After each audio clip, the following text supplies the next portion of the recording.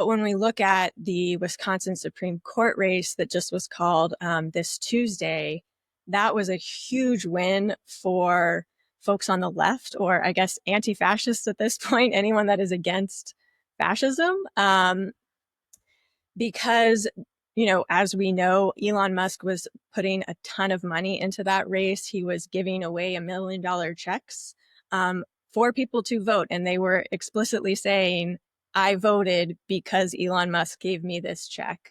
And so there's a lot of like this noise of them feeling bigger than they are. And I think this Wisconsin Supreme Court race and the results, where the left progressive slash liberal judge won by, I think it was 10 points.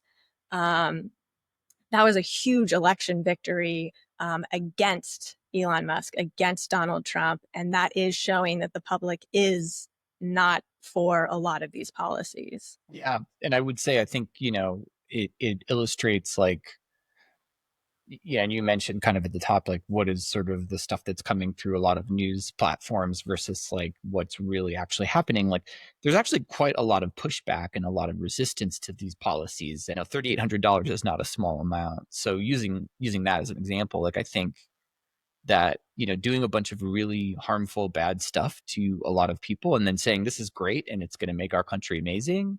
Like I think there's, even regardless of the amount of sort of framing and the news releases and the social media content and just like all the nonsense, like you can't really tell people who are getting thunked on the head, like, oh no, you're not getting thunked on the head. That's actually really good for you. Like that Yeah. disconnect is rising, I think, clearly.